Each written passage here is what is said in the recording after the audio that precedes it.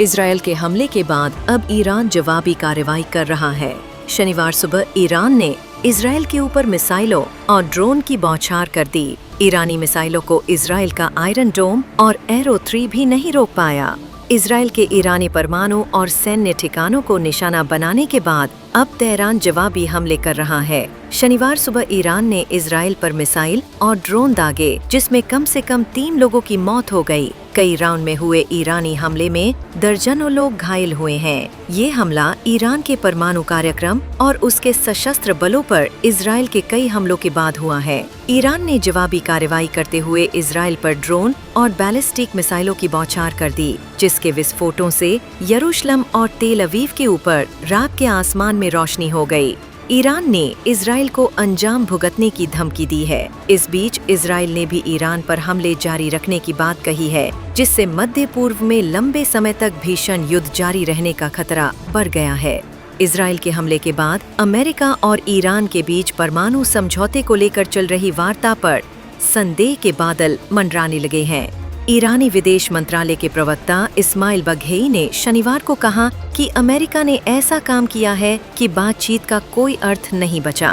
France के राष्ट्रपति Emmanuel Macron ने ईरान के राष्ट्रपति मसूद पेजेश्कियन से शनिवार को बातचीत में अपने देश के परमाणु कार्यक्रम पर जल्दी बातचीत फिर से शुरू करने का आग्रह किया, क्योंकि तेहरान और इजरायल के बीच संघर्ष बढ़ गया है।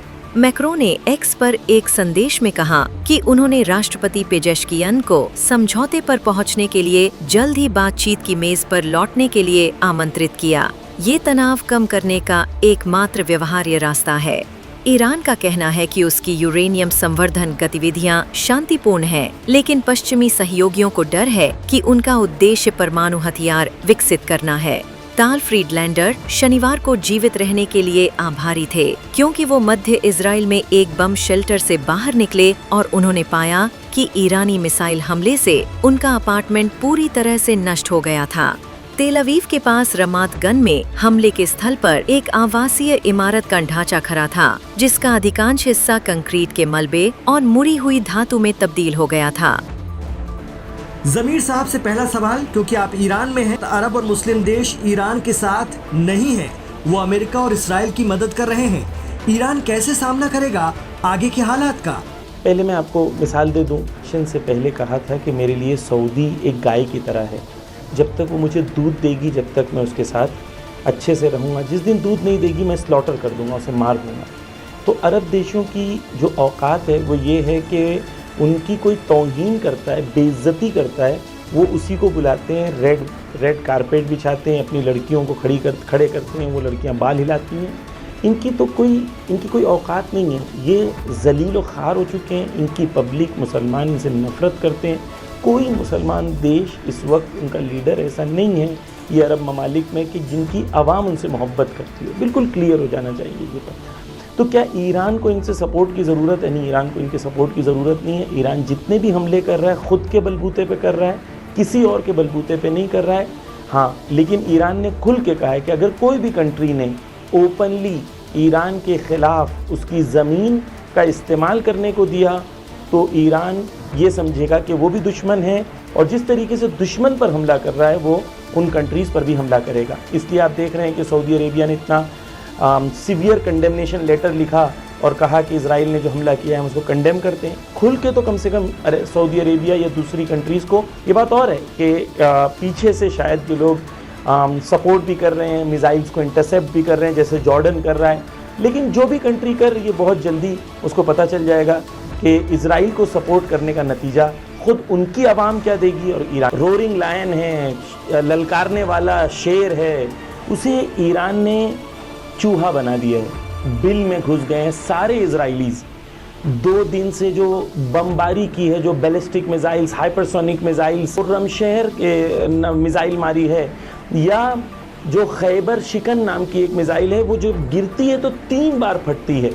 ये जो मिसाइल्स मारी हैं, आप वीडियोस देखेंगे तो आप ताज्जुब करेंगे, आपको लगेगा कि ये इजराइल नहीं है, ये गाजा है। तेल अवीव पर कहाँ पिन पॉइंट अटैक किया है इजराइल ने, कहाँ पिन पॉइंट अटैक किया ईरान ने। अब गौर करें, उनके मिलिट्री के हेडक्वार्टर पर हमला किया है, कल हाइफा पोर्ट पर हमला किया है, वाइजमैन नाम की उनकी एक इंटेलिजेंस ब्यूरो है जो आर्टिफिशियल इंटेलिजेंस पे काम करती है, जहाँ पर उनके इंटेलेक्चुअल्स होते हैं, रोबोटिक कंट्रोल्स वहाँ से होता है, कल उस पर हमला किया है। ईरान ने उनके पोर्ट पर हमला किया, उनके गैस के स्टेशंस पर हमला किया है। तो ईरान ने पिन पॉइंट उनके ऐसी लोकेशंस पर हमला किया है कि इजरायलीज मजबूर हो गए कहने के लिए कि ये सीवियर हिस्ट्री में, इजराइल की हिस्ट्री में सबसे बड़ा हमला कल रात का हमला था। तो ये बिल्कुल क्लियर हो जाना चाहिए कि बगैर किसकी की मदद के ईरान ने इजराइल को इस तरीके से मारा है कि इजराइल खुद कहने पे मजबूर हो गया है कि ये हमारी हिस्ट्री में सबसे बड़ा हमला है। तो हमारे लिए ये क्लियर हो जाना चाहिए कि दोनों, इजराइल और ईरान दोनों के पास इतना पावर है कि जब भी चाहें वो एक दूसरे को एनी लोकेशन, वो एक दूसरे को जो जिस लोकेशन पर चाहें उस लोकेशन पर मार सकते हैं। तो ईरान का जो एक्शन प्लान है, आगे मरंदी जो ईरान के एक्सपर्ट हैं वो कह रहे हैं कि अभी जो ईरान मिसाइल्स इस्तेमाल कर रहा है वो सब ओल्ड स्टॉक है। जो अभी रियल मिसाइल्स हैं और जो लेटेस्ट टेक्नोलॉजी वाली मिसाइल्स हैं वो अभी आने वाली हैं, तब पता नहीं क्या होने वाला है।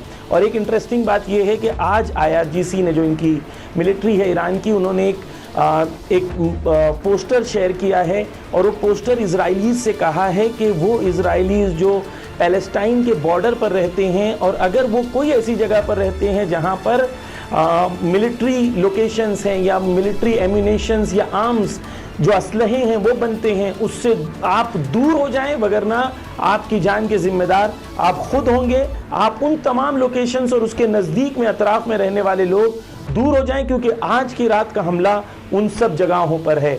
ईरान कभी भी एक स्टेप भी ईरान पीछे नहीं ले रहा है। ये क्लियर होना चाहिए कि ईरान इस जंग को लास्ट मोमेंट तक लेके जाएगा